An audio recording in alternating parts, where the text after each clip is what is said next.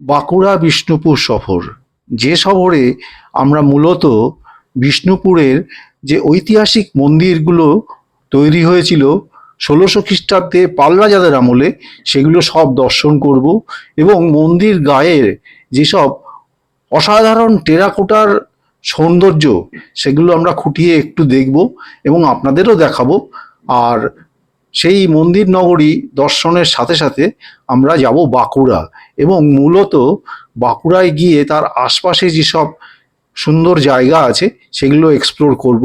সবই আপনারা দেখতে পারবেন এই ভিডিও সিরিজে, যার সঙ্গে অন্যতম হচ্ছে একটা বিখ্যাত ড্যাম যেটা খুব কম মানুষই গিয়েছেন, তালবেরিয়া ড্যাম, এবং সাথে থাকছে মুকুটমণিপুর এবং আরও অনেক।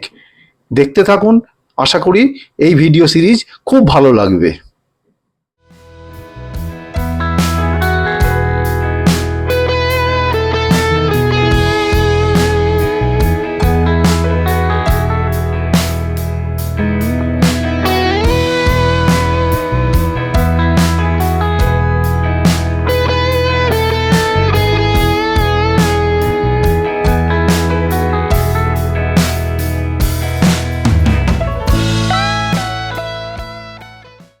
এর আগের এপিসোডেই আপনারা দেখেছেন যে এই কামারপুকুর পৌঁছে আমি আমার গাড়িটা পার্ক করে এবার হেঁটে হেঁটে রামকৃষ্ণ মিশন মঠ দেখার জন্য এসেছি।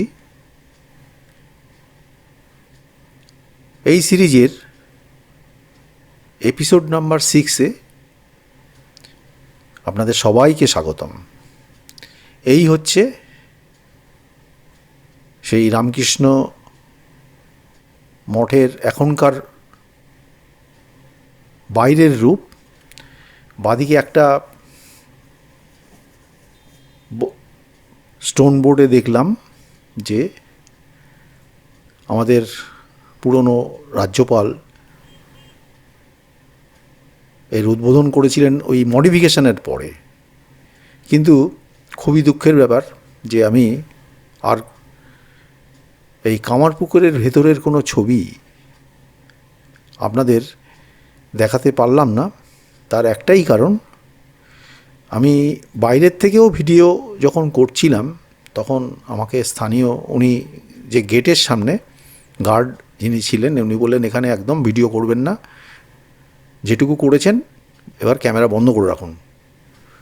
তো ঠিক আছে, এখন উনি নিষেধ করলেন ভিডিও করতে, হয়তো এটাই নিয়ম, তো আমি আর ভিডিও করতে পারিনি। এরপরে আমরা ভেতরটা সম্পূর্ণ ঘুরলাম, নিজের চোখে দেখলাম, বেশ কিছুটা সময় কাটালাম। সময় কাটিয়ে আবার ওই পার্কিং লটে এসে গাড়ি নিয়ে আবার বেরিয়ে পড়েছি। এইবার আমাদের ডেস্টিনেশন হচ্ছে জয়রামবাটি। তবে একটা জিনিস মনে হয়েছে যে এই অঞ্চলগুলোতে ভেতরে হয়তো ফটোগ্রাফি নিষিদ্ধ, সুতরাং আমি যথেষ্ট সন্দিহান যে জয়রামবাটি সারদা মায়ের ভিটায় ভেতরটায় কতটা কি ছবি ইত্যাদি তুলতে পারবো। কিন্তু সেই অবধি তো পৌঁছানোর ভিডিও নিশ্চয়ই থাকবে, তো আমি সেই রাস্তা দিয়েই যাচ্ছি। এবং এই রাস্তা কিন্তু অপেক্ষাকৃত একদম শুনশান, যদিও বেলা অনেকটা হয়েছে, তো রাস্তা কিন্তু একদমই শুনশান, খুব কম ট্রাফিক। তো সেই দিকেই আমরা যাচ্ছি। তো এখানে এই কামারপুকুর থেকে জয়রামবাটি যেতে যেতে এখানে অনেকগুলো ছোট ছোট মন্দির বা ইত্যাদি আছে। যেমন আমি একটা জায়গায় একটু দাঁড়িয়ে ভালো করে দেখছি, বাঁদিকটায় একটা মন্দির মতো করা আছে যেখানে লেখা আছে মাতৃধাম, কিন্তু এটা নিশ্চিতভাবেই মায়ের বাড়ি নয়। পরে দেখলাম ওটা একটা রিসোর্ট টাইপের অ্যাকোমোডেশন, তার নাম মাতৃধাম। যাই হোক, আমি একটু ব্যাপারটায় কনফিউজ ছিলাম, সেই জন্য দাঁড়িয়ে ভালো করে দেখলাম, দেখে আমি এবার সামনের দিকে এগোচ্ছি। এবার সেই জয়রামবাটির দিকে যাওয়ার রাস্তায় আমি এবার আস্তে আস্তে জয়রামবাটির দিকে যাচ্ছি, এবং এই জয়রামবাটি দেখে আমরা যাব ওই জয়পুর জঙ্গলের দিকে। এখন এখানে কিছু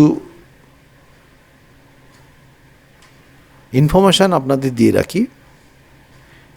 এই কামারপুকুর বা জয়রামবাটি, এখানে ভেতরে ঢোকার কিন্তু বেশ কিছু বিধিনিষেধ আছে। টাইমিংসের কিছু নির্দিষ্ট টাইম স্লট আছে, এবং এই টাইম স্লটগুলো কিন্তু সিজন অনুযায়ী ভ্যারি করে।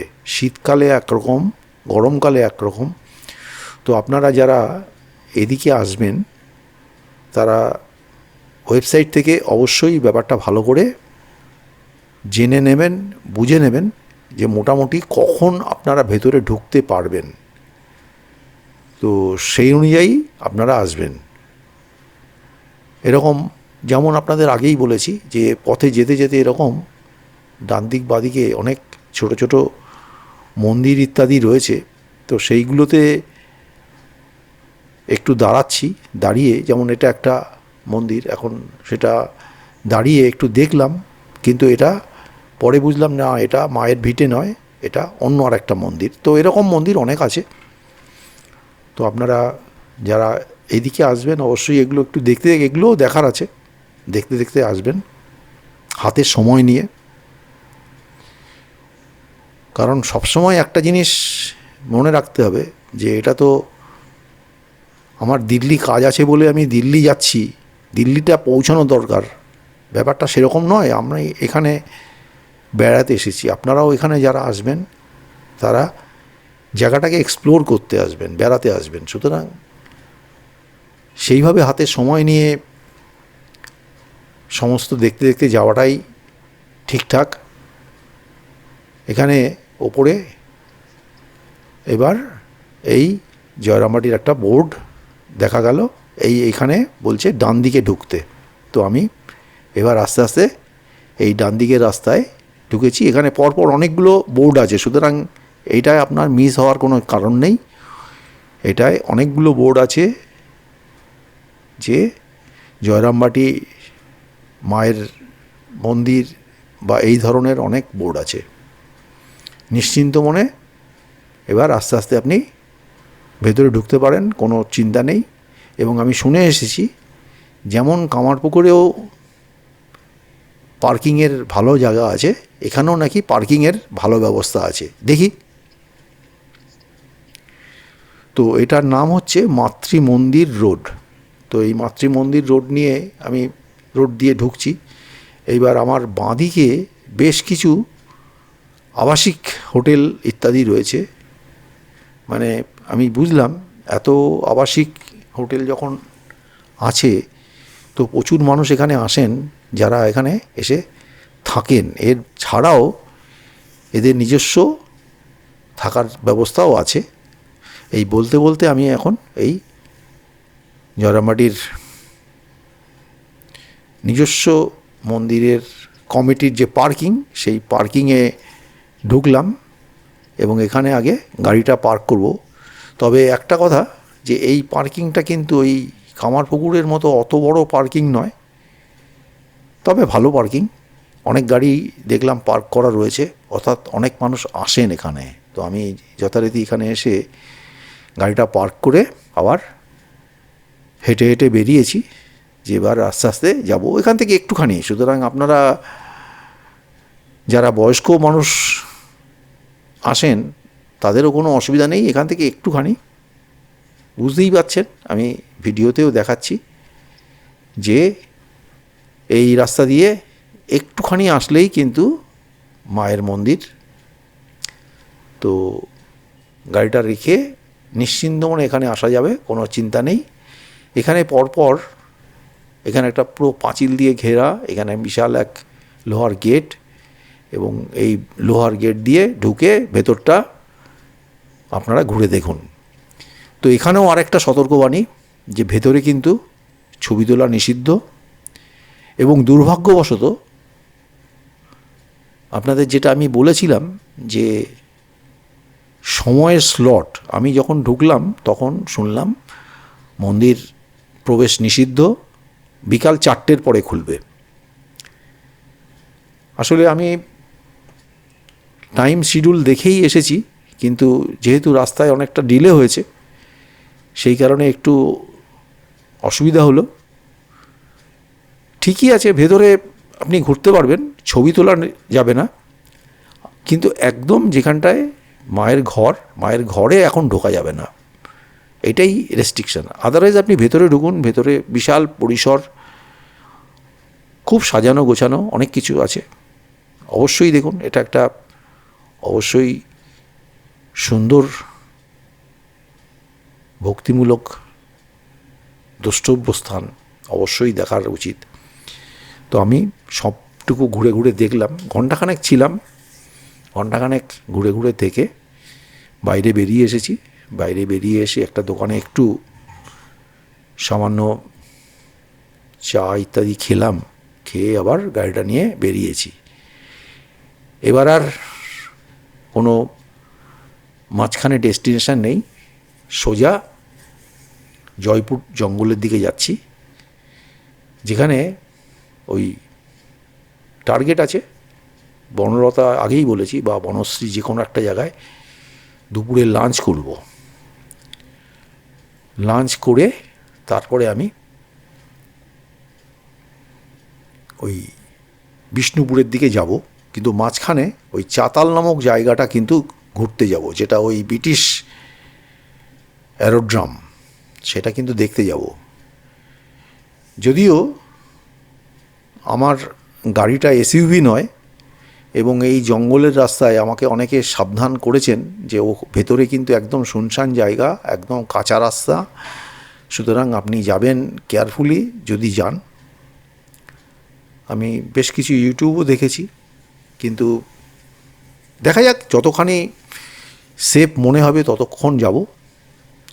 এখানে একটা কথা বলার আছে, এই রাস্তা দিয়ে এই ভেতরেই আমি যে জয়পুর জঙ্গলে যাব, তো এখানেও দুটো অপশান আছে। তো আমি যখন এই রাস্তা দিয়ে চলেছি, যেতে যেতে মাঝে একটা জায়গায় একটা ছোট চায়ের দোকান ইত্যাদি ছিল, সেখানে আমি জিজ্ঞাসা করলাম যে বলে আপনি যাবেন কোথায়? আমি বললাম আমি যাবো এখন ওই বনলতার ওই দিকে যাবো, তার আগে আমি একটু চাতাল দেখবো। বলে ঠিক আছে, তো আপনি ডান দিকে একটা পুরনো রাস্তা আছে, ওটা দিয়ে যেতে পারেন, আর একটা নতুন রাস্তা তৈরি হয়েছে সবে, এখনও অফিসিয়ালি ওপেনিং হয়নি, আপনি ওটা দিয়ে যেতে পারেন, রাস্তা কিন্তু মোটামুটি রেডি হয়ে গেছে। তো আমি চিন্তা করলাম যে ঠিক আছে, ভালোই হয়েছে, একবার দেখি না এক্সপ্লোর করে নতুন রাস্তায় গিয়ে। তো এখন সেই নতুন রাস্তায় যাব বলেই আমি মনস্থির করেছি। মোটের পরে কিন্তু খুব সুন্দর রাস্তা, ভালো লাগছে, এবং জয়পুর জঙ্গলের মধ্যে না ঢুকলেও এখানেও কিন্তু বেশ একটা জঙ্গল পরিবেশ আছে, প্রচুর গাছপালা আছে। এখন প্রায় দুপুর, আর সত্যি কথা বলতে কি একটু খিদেও পেয়েছে, যে দুপুর লাঞ্চের টাইম হয়ে এসছে, সুতরাং সেটাও একটা চাপ আছে। দেখা যাক কি হয়। তবে মোটের উপরে কিন্তু গাড়ি ড্রাইভ করতে খুব ভালো লাগছে। তো আপনারা যারা ড্রাইভ করতে ভালোবাসেন তারা কিন্তু এই রাস্তায় ঢুকলে পরে খুব আনন্দের সাথেই ড্রাইভ করতে পারবেন। আপনারাও বুঝতে পারছেন, হ্যাঁ, রাস্তা হয়তো তেমন ভীষণ সুন্দর ঝকঝকে তকতকে রাস্তা নয়, কিন্তু তা বলে খারাপও নয়। এই যে রাস্তাটা দিয়ে এখন এই মুহূর্তে যাচ্ছি, এই রাস্তায় কোনো অংশেই কিন্তু হাইওয়ের থেকে খুব খারাপ বলা যাবে না। কি আপনাদের কেমন লাগছে অবশ্যই কমেন্টস করে জানান। এই একটা বিষয় আমি আপনাদেরকে অনুরোধ করছি যে আপনারা আপনাদের এই ভিডিও সিরিজ, আমার ভিডিও কেমন লাগছে অবশ্যই কমেন্টস করে জানান। আর যদি কিছু খারাপ লাগে, নেগেটিভ, সেটাও অবশ্যই লিখুন যে এই কারণে কিন্তু দাদা আপনার ভিডিও ভালো লাগলো না। সেখানে যদি আমার কোনো রেকটিফিকেশান করতে হয় নিশ্চয়ই করব। তো আমি তো নিজের ভিডিও তুলেছি, তারপরে আমি নিজে এইভাবে এডিট করে আপলোড করছি, সুতরাং আমি তো আমার ত্রুটিগুলো তেমন আমার চোখে পড়েনি। সুতরাং সেই ত্রুটিগুলো পড়বে কারা? আপনাদের চোখে। তো সেই আপনারাই হচ্ছেন ফাইনাল জাজ। তো যেটা বলছিলাম যে এই একটা মোড়ের মাথায় আমাকে স্থানীয় লোকজন বললেন এই রাস্তাটা প্রায় তৈরি হয়ে গেছে, আপনি এই রাস্তায় যেতে পারেন। তো আমি সেই নতুন রাস্তায় যাচ্ছি, দেখেই বোঝা যাচ্ছে রাস্তা সবে তৈরি হচ্ছে, মোরামের রাস্তা। আমার কিন্তু ভালো লাগছে। তো দেখি পথের শেষ কোথায়। আর এই রাস্তায় ড্রাইভ করে ঘুরবো বলেই তো গাড়ি নিয়ে এসেছি, দেখব আমার দেশটাকে। আজকের এপিসোড একদম শেষ পর্যায়ে। আপনারা যারা এই ভিডিও দেখলেন অবশ্যই কমেন্টসে জানান। যদি কোনো মডিফিকেশান করতে হয় সেটাও বলুন, পারলে সাবস্ক্রাইব করুন। নমস্কার।